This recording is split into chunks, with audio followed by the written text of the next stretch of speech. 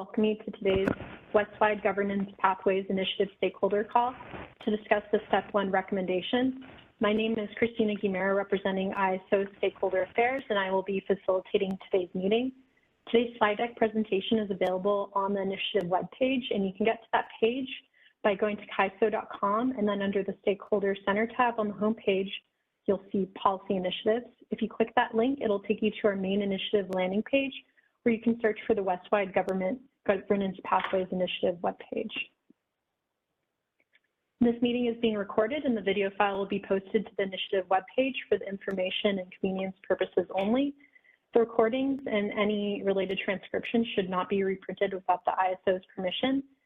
Today's call is really intended to allow ISO staff to provide a high-level summary of Step 1 comments, identify how staff propose to address those comments, and to propose next steps. And just a reminder, if you need any technical assistance at any point during the meeting, please send a chat to the event producer or myself. To ask questions during the meeting, you can open the participant chat panels on the bottom right, and you can raise your hand by selecting the raise hand icon at the bottom of your WebEx screen. Or if you joined audio only, please press *3 on your device. And for everyone joining us today, please state your name and affiliation first before speaking. And you may also send comments and questions via chat to me or to all panelists. And next, I'll turn it over to Adam to discuss the agenda and review of the stakeholder process. Great, thank you, Christina, and good morning, everyone. My name is Adam Schultz. I'm the Manager of Regional Coordination at the California ISO. So here's the agenda we're going to review today. I'll go over this briefly and then just jump right in. We'll start with just a refresh of where we are in the stakeholder process for consideration of the Step 1 proposal.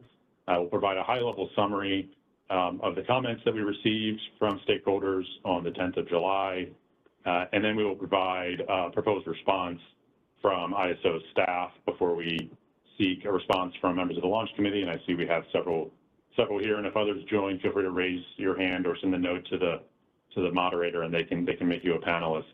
And then we'll close out with public discussion and Q&A for the final half an hour or so. If we get to the next slide, please.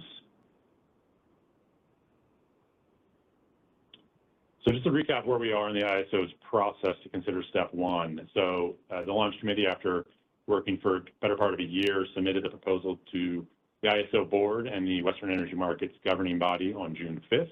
We held our first stakeholder call the 18th of June, and as I mentioned, written comments were filed July 10th. So here we are having our follow-up stakeholder meeting, and a date here that you may not have seen yet. We do have a tentative hold on August 13th for a joint special session of the ISO board and Western Energy Markets governing body, and provide more on that later in the presentation. And again, as Christina mentioned, the link here will take you to our policy page where you can find all of the written comments that were filed. Next slide, please. So before we get into the comments, I just want to express our deep appreciation for the robust participation from stakeholders in this process so far. And we're very interested, as I noted, in hearing from both launch committee members and from the public today. Overall, as we'll get into, the ISO staff recommendation will be that we move forward with a vote by the board and the governing body at a special meeting in August. In advance of that meeting, we'll prepare a public memo providing a summary of the proposal, stakeholder comments, and a recommendation for addressing those comments and moving forward. And as always, in other cases, stakeholders will have another opportunity there to present their views before the board and governing body. Next slide, please. So before getting into the substantive comments, I just wanted to highlight here the indicative voting that we asked for as part of comment submission as part of this process. So you see we had over 22 entities representing a number of entities across the West offering support for the proposal, 6 with a neutral position, 1 in opposition, and 2 entities offering no position at this time. So thanks for participating in this, and it'll be important for us to be able to convey these positions to the board and governing body going forward. So next slide, please. So the first issue that really received, I think, the most input from parties had to do with an interest in ensuring continued collaboration between the ISO board and the Western Energy Markets governing body. The parties broadly offered interest in supporting this continued collaboration and recommended several different mechanisms or suggested mechanisms for how this could be effectuated going forward. The next issue, a handful of parties sought more specific information on how changes to the governance documents themselves would occur, with one party suggesting a specific recommendation for how to amend the charter itself related to the public interest. Next slide, please. A few parties also identified an interest in the ISO describing in greater detail how the proposed dual filing mechanism will operate. For example, how would the dual filing mechanism be triggered? Who makes that decision? What role would there be for ISO staff in the process?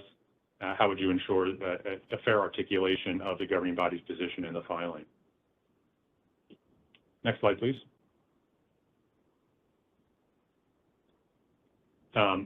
Several parties also sought more definition around what constitutes time-critical exigent circumstances to mitigate confusion about the meaning of the term, to note its limited nature, or to ensure its use as a last resort. And one party commented in particular that the existing provision not be further limited.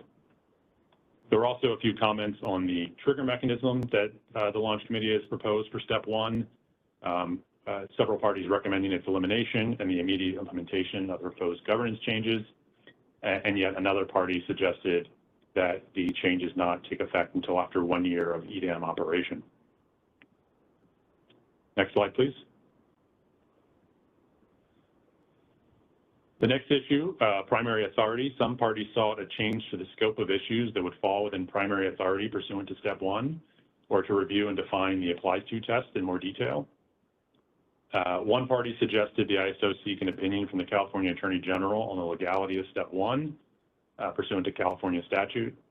And then on the pathways process to develop step one, several parties raised concerns with that process, while another party did commend the process for its accessibility to stakeholders. Next slide, please. And the last significant issue we identified were really comments pertaining to development of step two. There were several comments in this regard around defining authorities retained by California. Under that proposal, comments focused on the broader stakeholder process and then an articulation of an interest in a greater role in funding for consumer advocates in step two in particular. We go to the next slide, please.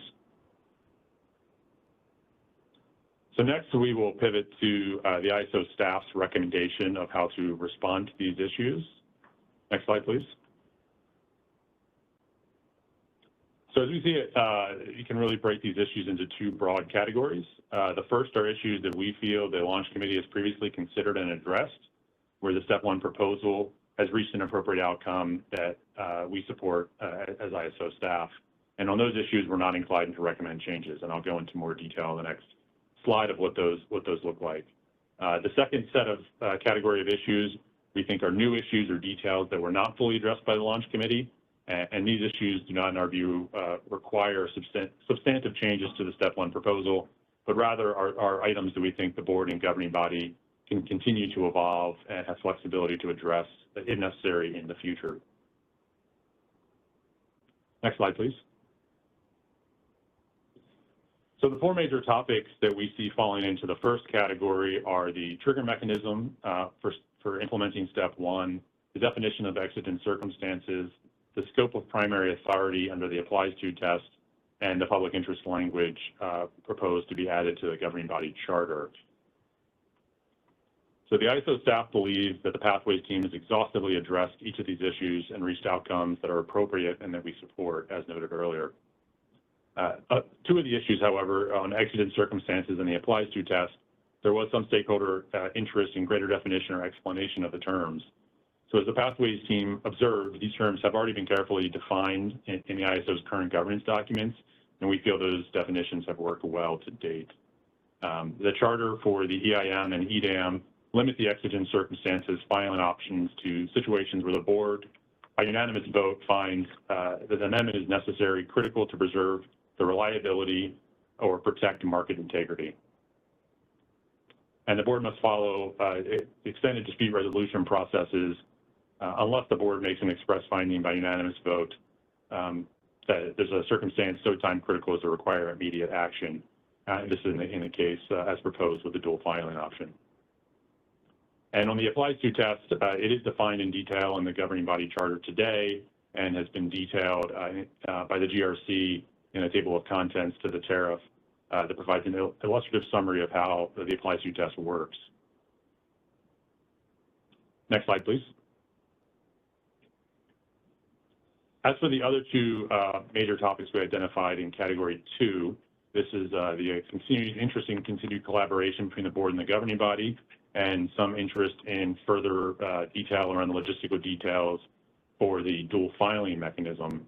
In both these areas, the view of staff is that the current pathways proposal could be adopted as written, and that the board and governing body should retain flexibility to collaborate on and consider these topics further over time.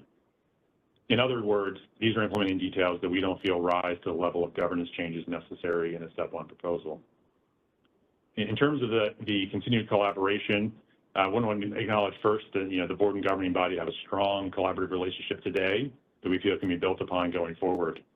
And under the pathways proposal, final approval of tariff amendments would take place in a separate meeting from the meeting where the board takes it up on the consent agenda, but we would expect that the board and governing body will continue to work together to find ways to collaborate and share information.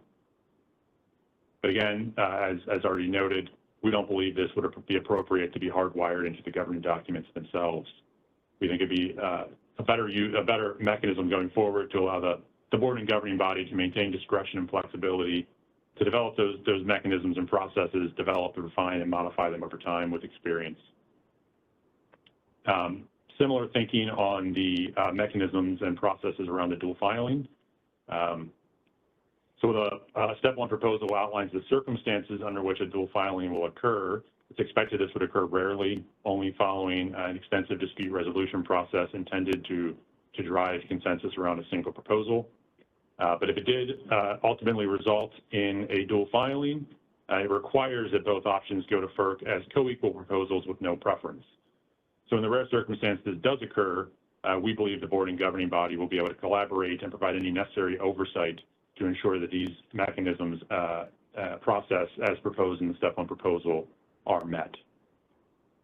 And because the exact needs of these circumstances are likely to be circumstance specific, again, we think it's better to preserve flexibility rather than hardwiring a particular process into the proposal itself at this time.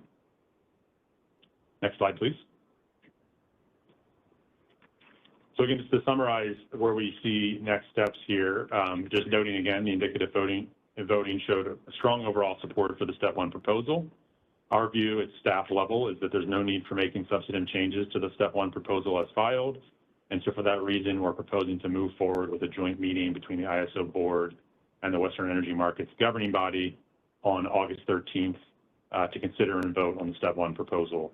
And again, as noted, we will develop a staff memo to the board and governing body outlining our recommendations in more detail in advance of the August 13th meeting. Next slide, please. So now I'd look to turn it over to members of the launch committee. I see some of them are with us here. And again, if there are others, you could coordinate through Christina to have yourself elevated to a panelist, but really would appreciate getting feedback from the launch committee on our proposed response to the comments we received to the step 1 proposal. And in particular, if there are items that you feel are important that came through comments that we missed here, please certainly let us know that now as well. So with that, Christina, I don't know if you have members of the launch committee who are ready to provide any response. Thank you, Adam. Why don't you?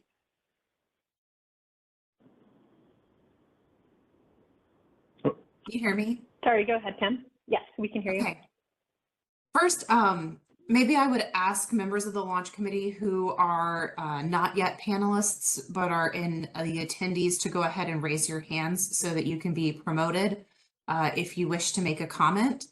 I thank you, Adam, and the ISO staff for this proposal and the response to the comments. We do agree with your approach to addressing these comments and the categorization of the approach based on previous launch committee work and consideration. I will note that there are some comments that we have also reviewed as potential ideas to incorporate into the work that we're currently doing on step 2, but are not directly germane to this step 1 proposal. A lot of those are around the stakeholder process and engagement from the different stakeholder groups. And we are taking those into consideration and reviewing them and encourage stakeholders to share those directly with the launch committee or your sector representatives on the launch committee. So again, really appreciate the work the ISO has done and the consideration that you have taken in reviewing the comments and addressing those that are, I think, more directly appropriate for the ISO to address in terms of process and consideration, and looking forward to this work moving forward. And then I'll invite my other launch committee members to give comment. I see maybe Jim Shetler, you're the first one on my screen.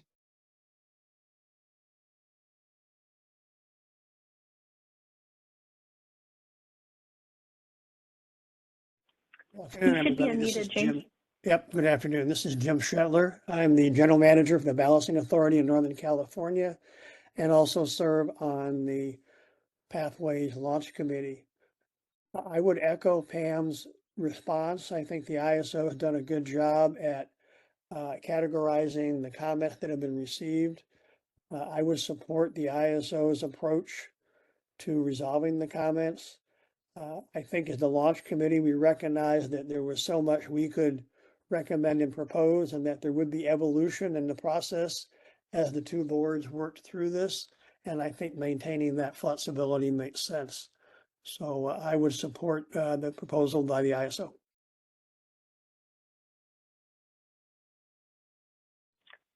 Thank you. Next up, we have a hand raised by Randy Howard. Yeah, good morning. I too am Randy Howard. Well, I'm Randy Howard. I am General Manager at Northern California Power Agency. And while it wasn't listed there, we are supportive of the step 1 proposal. We also are very supportive, and I'm on the launch committee of the efforts of the Cal ISO and the recommendations of the Cal ISO. So we believe there's been a lot of effort, a lot of input to date in everything that's happened. And again, we're very supportive of the approach that's being taken here going forward. So thank you. Thank you, Randy. Next up, we have Michael Colvin.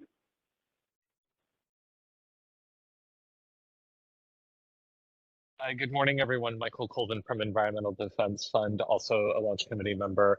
And I just mostly wanted to take the time to say thank you for all the people who submitted comments, both whether it be through the informal launch committee process or through this CAISO stakeholder process. I think it shows that while we didn't get complete agreement, we got almost virtually complete agreement on the issues here. And I think that stakeholder process of,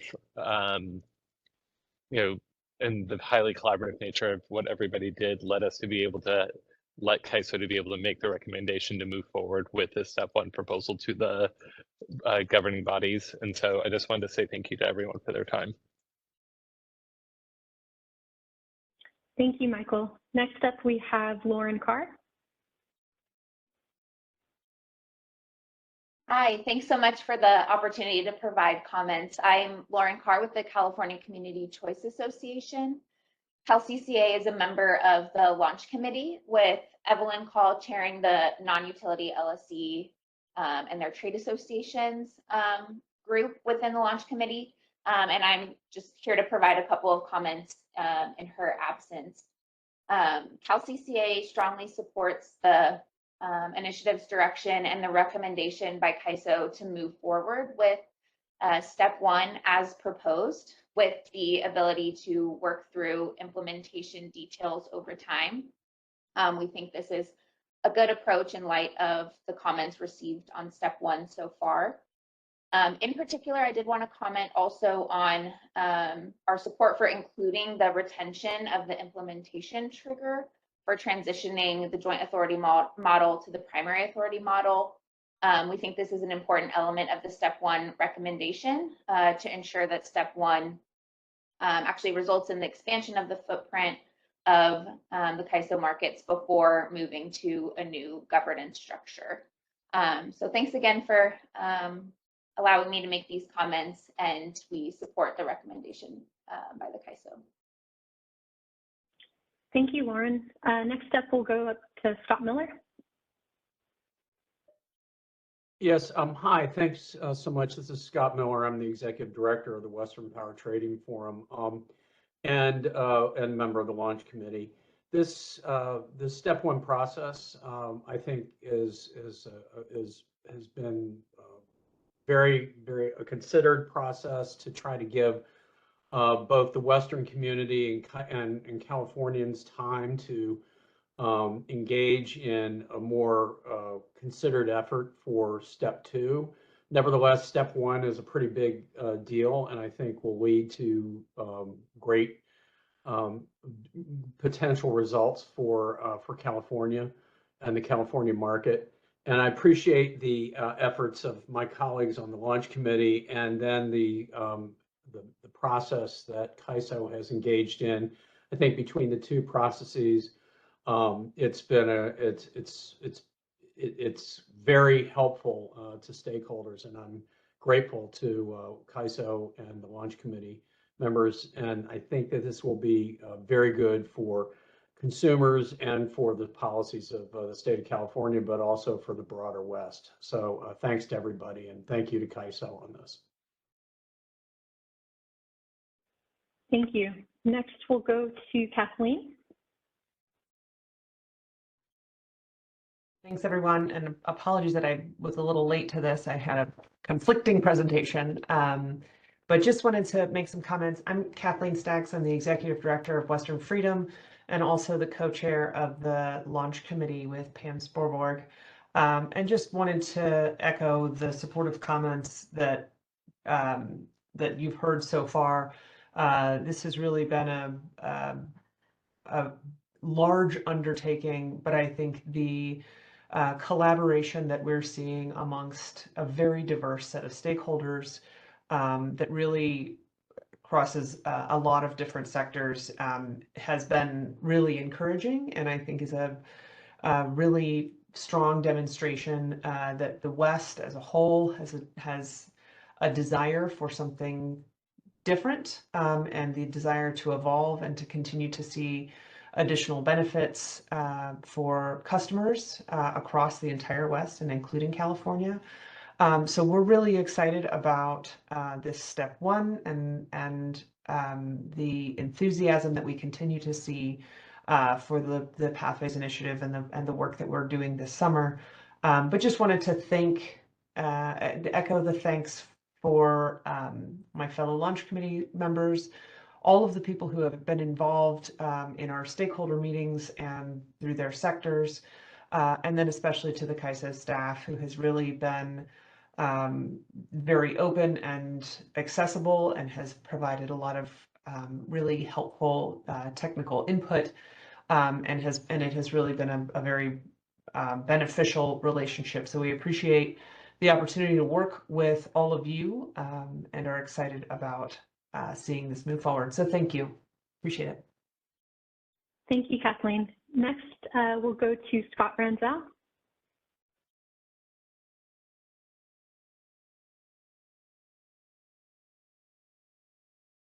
Hopefully you can hear me, yeah? Yes, we can. Great. I apologize for any video connection problems I'm having. I had a little difficulty connecting today. But just wanted to say, as part of the Launch Committee, in recognition of some of the comments that are already been made, just a big thank you, not only for the opportunity to comment here, but to work with the Launch Committee, as well as the CAISO on what is a substantial move forward for work in the West.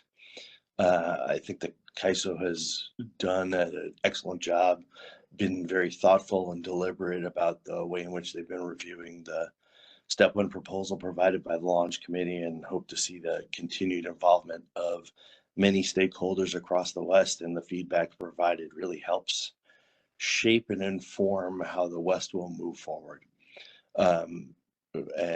Just wanted to, in general, say I'm pleased to see the CAISO progressing forward, and look forward to an upcoming joint decisional meeting. Thank you. Thank you, Scott. I think we have heard from everyone, so I will turn it back over to Adam. Great, thank you for that. Thank you in particular to Pam and Kathleen and the members of the launch committee, both for your hard work over the last year and for continuing to stay engaged in the feedback here today.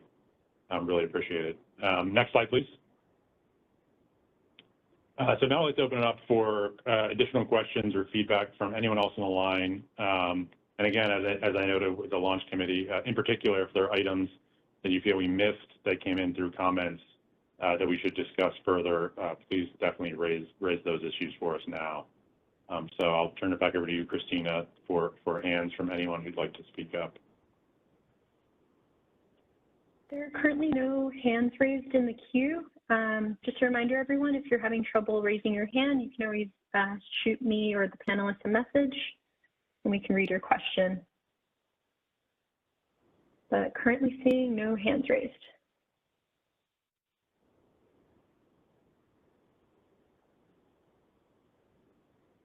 Okay, first in the queue, we have Jessica Zana.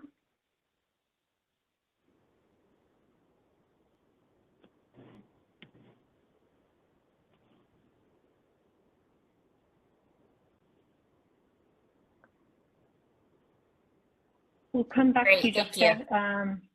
Oh, there we go. I was just unmuted. Thank you. Appreciate it. Yeah, Jessica Zano, Puget Sound Energy. I kind of don't know where to begin. I'm so disappointed, actually, that our comments were completely ignored. We put a lot of work and thought into the comments, and overall took a neutral position to be productive and collaborate, with you all on this initiative. I think there's some very material items that haven't been addressed, and to just tell us that you think they are addressed and you're going to continue forward is extremely frustrating. I don't even know personally what the joint bodies are voting on next week, or sorry, 2 weeks from now on the 13th. It's unclear. The language needed to effectuate this proposal is not even been developed or put before us. And when told that the launch committee has already vetted these issues, they did so behind closed doors. And this is the first time, that most of us have seen this fully formed offering at CAISO. And so I don't agree that even as a WEAM entity that we have been able to represent ourselves in these discussions. So if I could go back a few slides, Adam, to where you summarized the comments. I had a few questions on that. Sure. Which one in particular? I'm not, I think Christina maybe is controlling. Sure, thank you. Yeah, the one that talks about concerns raised with the process. I think it was, there we go. Oh, that one you were just on. Yeah, thank you very much. Multiple parties raised concerns. I wonder if you could talk about what those concerns were and characterize those concerns. You're talking about the third column, the third row here? Yep. Yeah. Thank you.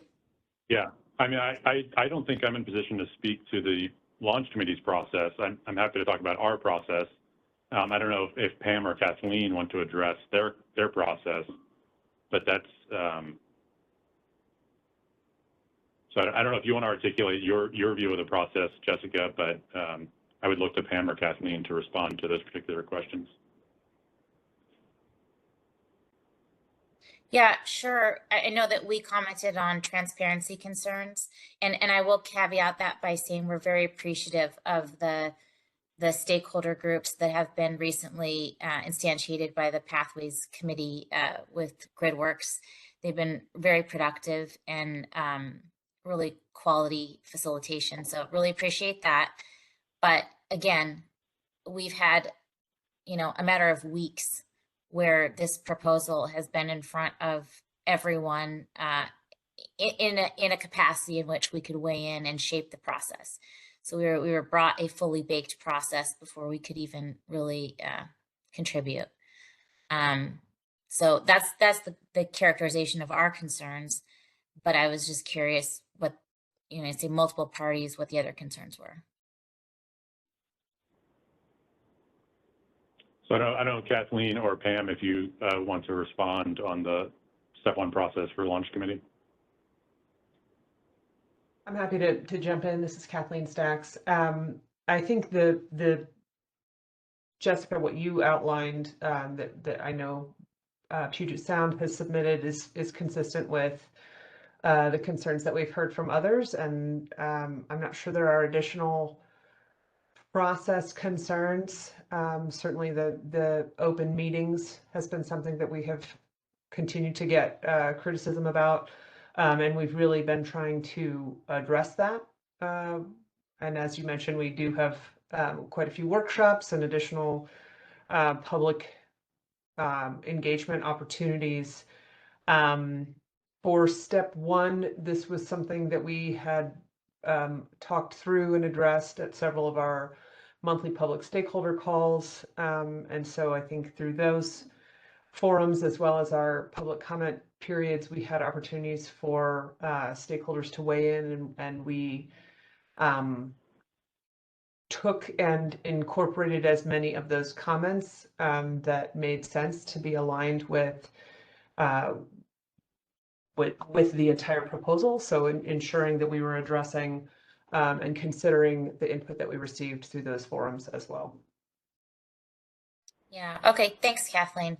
And again, I do appreciate those sessions, and we look forward to improvement in the process during the step two discussion. I will just say to CAISO staff that the message that we're getting as a WEAM entity, loud and clear, is that our voice isn't heard here, and it's disappointing. So appreciate you hearing our concerns and comments, and thanks, Kathleen, for your response. Thank you, Jessica. Next in the queue, we have Lauren. Hey, thanks. Lauren Tenney-Dennison from the Public Power Council. Maybe I'll just check first that you can hear me okay. Can hear you. Yes, we hear you. Okay, thanks. Adam, when you went over these comments, and actually it's helpful to have this slide up, you mentioned some of the concerns that folks brought up with legal authority. Could you speak to, I'm familiar with the legal analysis that was developed as part of the launch committee's work and thought that was really helpful. Could you speak to whether the CAISO conducted its own legal analysis and whether those findings were consistent with the launch committee, the work that was done by Perkins Coie? Yeah, thank you for that question, Lauren. And I've actually got Bert Gross in the room with me, who I had asked to respond to that. Sure. Yeah, happy to do so. Bert Gross, I'm Deputy General Counsel here at the ISO. And the answer to that is yes. There has been one party who raised the question about whether or not the step one proposal would be legal, and we've looked at that issue independently of the Perkins Coie analysis, and we agree that there are no issues with the legality of doing step one. Okay, thank you. Thank you. Next in the queue, we have Doug.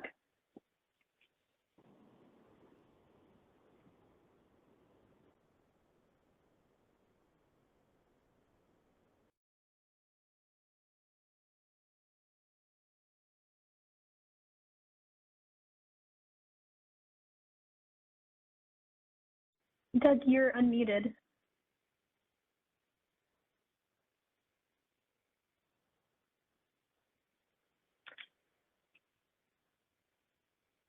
We're not hearing Doug coming through, so if there are any other questions, Doug, you can always type in your question and I can read it for you.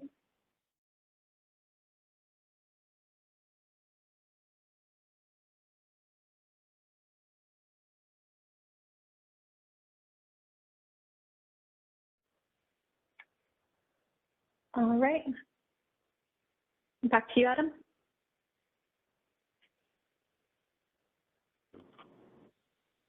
So, Christina, if there are no more questions, I'd appreciate, if Jessica's still on the line, I was going to ask before we went to the next question, if she wanted to, rather than beyond the focus on the step one development process, if there are any substantive issues that we should discuss.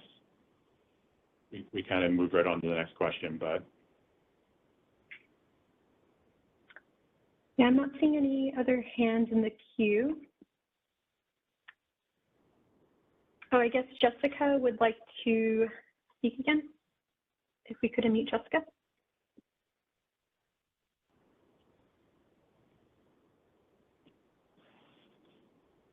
Hey, thank you. Thanks, Adam. I think you were addressing me and asking a question. And I don't know if you're asking just with respect to step one or beyond that, but I think the substantive issues that we have with step one, and again, we took a neutral position overall to be supportive of all the work that's been done. But I mean, we're concerned as a WEAM entity that we don't even know what our board is voting on. There's not language for us to evaluate with regard to very technical and complex provisions. And so just kind of concerned about what that looks like and what that could mean. Because once you actually get down to the drafting of language, things can look very different. I think we talked about the trigger. We talked about, you know, really a need to kind of defer all amendments to any governance documents, whether it be the charter or bylaws, or, you know, to defer those changes until the board has approved the concept, which we're supportive of, you know, neutral for the board to take that vote on approving the concept. But we think there's more work to be done on, you know, all of this family of amendments that are going to be needed to effectuate this. And then again, Adam, you raised it earlier, and we're appreciative that you called it out, but we think there's more work to be done around the applies to test, especially if we're, you know, entering a world in which essentially California is ceding some level of authority, and the rest of the West is elevating its authority. Then there's a need to relook at the applies to test and have that documented and memorialized somewhere where all entities can you know, reference it and know what the established process is for application and management administration of the applies to test. I think those were kind of the big things with regard to step one. But yeah, we weren't prepared to talk about step two today, but thank you. Thanks for asking, Adam. Great, thanks for that additional detail, Jessica. And I also just want to note that the WEAM entity sector was represented certainly on the launch committee. Pam Sporbord, as co-chair, in fact, was one of them. But I want to turn to Bert Gross again to maybe provide some more detail on the particular substantive issues you raised. Yeah, thanks. Just I'll point out, first of all, I don't think we've really gotten into the process after this approval. What we've been envisioning as a staff is a process that's similar to what happened with the GRC for approval of ultimate corporate documents, which means that just like with the GRC's proposals, you know, we would take those to the board and the governing body on August 13th for approval in principle. And so that is in fact what's contemplated for August 13th. And you know, we probably should have made that more clear, but I think we might have even been planning to get to that at the very end of the call in terms of next steps. But so what's going to go to the board and the governing body for consideration is the proposal as written as a principle, and not that is not going to be the final thing. The final thing, the next step would be as the trigger gets close. So the trigger, you know, is tied to the number of parties and types of parties that have entered into implementation agreements for EDAM. As that trigger gets closer, and it, you know, becomes indeterminate at this point exactly when that will be, because we don't know when parties will make that commitment. But as it gets closer, what we would do is we would then and this will be spelled out, we would then put in a set of governance documents that are designed to implement the proposal before the board and the governing body for approval. That will happen in a public process, as it always does. And so that means we would publish our proposed language for that, and everybody would be able to see that language. And if there are concerns around the language as it comes out, that would be something that parties would have the opportunity to speak to the board or the governing body about. I think our current thinking is that as was the case with the GRC proposals in the past, that we would draft the language to pretty literally, adopt the proposals as written and not try to add a lot of new points or decisions or issues, because the idea here is to implement the proposal. And I think just to tie in a little bit of what Adam was saying before about flexibility, I think our general thinking is that while there may be further details over time as the board and the governing body gain experience with the process, and that there may be things that would happen further and beyond what is in the step one proposal right now, our thinking has been that those things would be things that the board and the governing body would collaboratively address over time as they gain experience. And then speaking specifically about the applies to test, so the applies to test has been, if you look in there's no changes being proposed to the current applies to test. And the current applies to test is defined in detail in the EIM charter, or I guess it's actually now the Western Energy Markets Charter, which is a document on our website. So we would not be intending to make any changes to that document.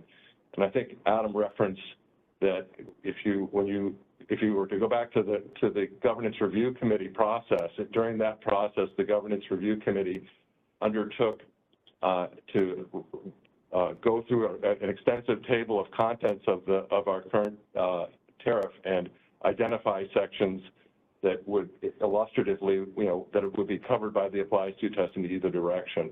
But the challenge is, it's always a very challenging process to then try to take that and determine, exactly what will happen in future cases. Now, with respect to the issue of what is the process for determining the proper classification, there already is an existing document called the guidance document, which is on our website, and we can direct you to, that describes the decisional classification process that's used to determine whether something under the applies to test falls within what is today joint, but will in the future be primary or not. And it happens throughout the stakeholder process, and we can point you to that document if you haven't seen it before, but I think it is what spells out that process. So I'll leave it there. Maybe there's more to discuss, and certainly happy to continue to discuss these issues with you either here or offline or in any context that makes sense. But I guess I'll stop at this point. All right. Thank you, Bert. I don't know if there are any more hands raised in the. Yes, we have Doug's hand up again. Doug, if you wanted to try your mic again. Trying again. Can you hear me? Yeah, loud and clear, Doug. Hear you. All right. I don't know what it was. Again, Doug Marker with Bonneville Power Administration, and I am less asking questions than just commenting again that while we appreciate the work of the Pathways Launch Committee and the proposal, we did indicate that our position was neutral, and that's because we just want to be clear that we don't think this achieves the needed independence for EDAM government, and that needed independence is going to take legislation. And there's some issues that in your allocation of the issues, you've indicated, really should be left to step 2. But just going back to the discussion that Bert was having, we think there needs to be a continued look at the scope of what is under primary authority, and what's missing from that is engagement with California regulatory authorities about what, confirming what authorities are going to remain under the sole authority of the CAISO Board of Governors and which issues can be brought into the day-ahead market for the primary authority of the governing body. And examples of that are issues that have to do with greenhouse gas accounting, the resource adequacy procurement, the rules there, and a little bit more delineation of which rules will remain under sole authority of the Board of Governors and which can be brought into the EDAM. And I appreciate that the representation is that they got these were exhaustively discussed with the launch committee, but they've been needing a public discussion, and I'd like to see that public discussion can continue and not wait for step 2.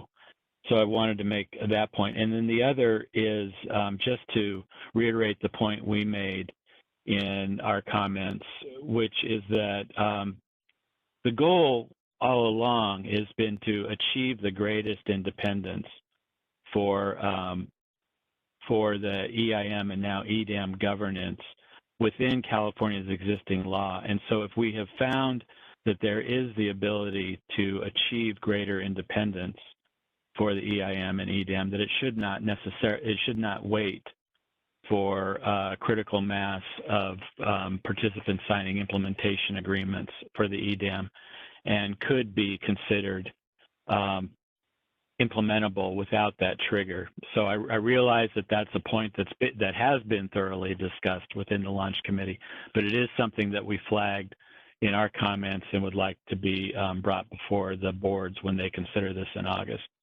So thanks.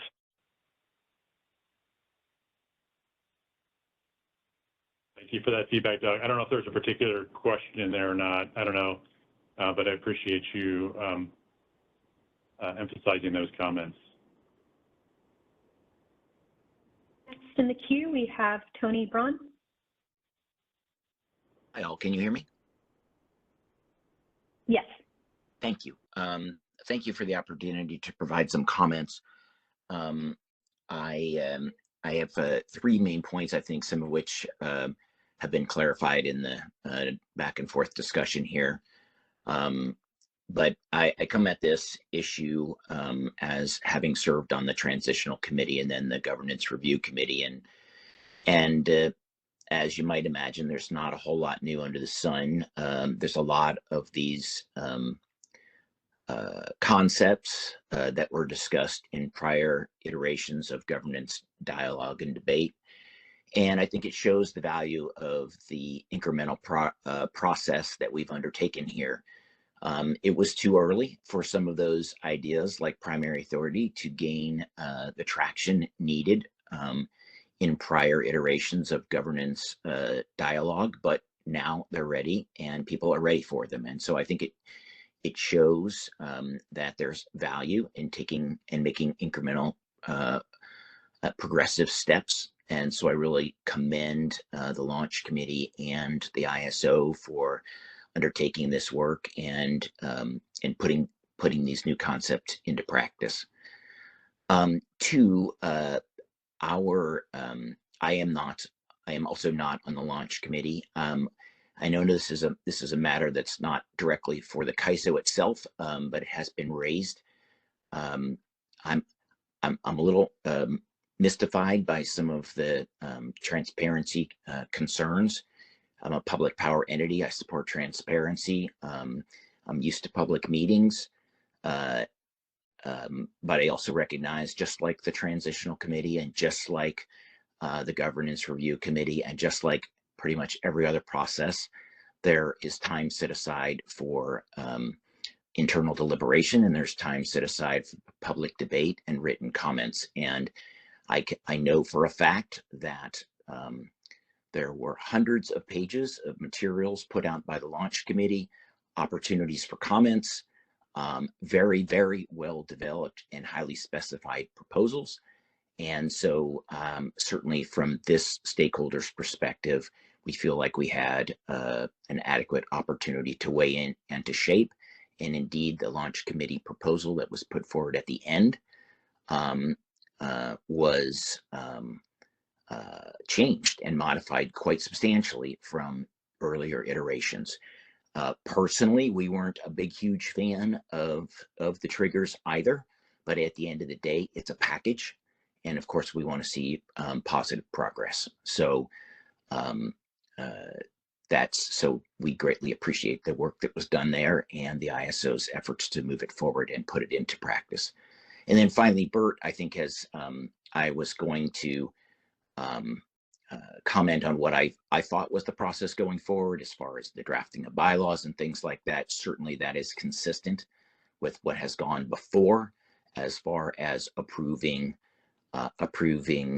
concepts, white papers, et cetera, which then lead to a subsequent process for drafting. I think Bert has laid that out. So I was going to make a comment on that, but I think Bert has articulated how that's going to go, and it certainly seems adequate from our perspective as well. So thank you.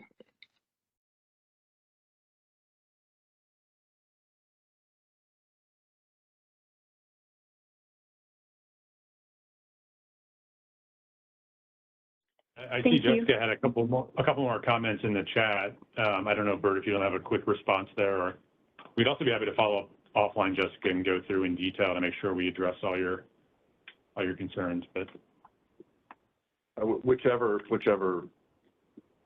Jessica prefers, I'm fine doing. Jessica said she can follow up on my offline. Okay, I'll reach out after this, Jessica.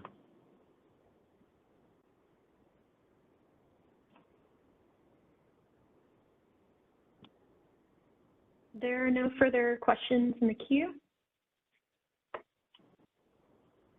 Did you want to say anything before we move on, Adam? Yeah, thank you all. Thank you all for that continued feedback and input. We do appreciate it, and I'm happy to continue conversation. Certainly, Jessica will follow up offline. But with that, I think we can go to the next slide, Christina, and let you close this out here. Thanks, Adam. And just a reminder for everyone, before we discuss some announcements, for any additional information on this topic or updates, please visit the initiative webpage or contact ISO Stakeholder Affairs at CAISO.com. Now for some announcements. For insights into the ISO grid and market operations, be on the lookout for our Energy Matters blog, or you can always subscribe. Here you can see the latest posts regarding the Western Energy Imbalance Market Governing Body adopting a new name, and another one regarding the July 2024 heat wave. Next, we'd like to announce the new policy initiatives timeline. The ISO has launched this timeline to give stakeholders an overview of ongoing policy initiatives. It really offers details such as the initiative status, timelines, the current phase of the stakeholder engagement process, and updates will be made weekly and can be found on the policy initiative landing page. For more info, please email us at ISO-stakeholderaffairs@CAISO.com. And next, I will turn it over to Joanne Serena, our VP of Stakeholder Engagement and Customer Experience, to say a few words. Thanks, Christina. I think you can go to the next slide on the symposium. Do you have the symposium slide? I do, but it looks like my WebEx is freezing. I'm so sorry about that. Oh, okay, no worries. So I just wanted to mention, I think many of you have probably heard, we are hosting our Stakeholder Symposium event this year. We're looking forward to hosting this event. The planning is well underway, and we encourage all of you to join us. Registration is open, and we also have opportunities for sponsorships if you wish to get some brand recognition for your organization with our audience. We've got a really great agenda planned. We'll be talking a lot about this particular topic, the Pathways Initiative. We will also be talking about transmission across the West, and we will talk about the extended day-ahead market and how the WEIM has changed the market dynamics across the West. So lots of great topics to talk about that we're looking forward to. So hope you can all join us. Thanks. Thank you, Joanne. And with that, we'd like to thank you for joining today's discussion. As a reminder, this meeting was recorded for information and convenience purposes only. The video file will be posted on the initiative webpage. Thank you, everyone, and we hope you have a great rest of your day.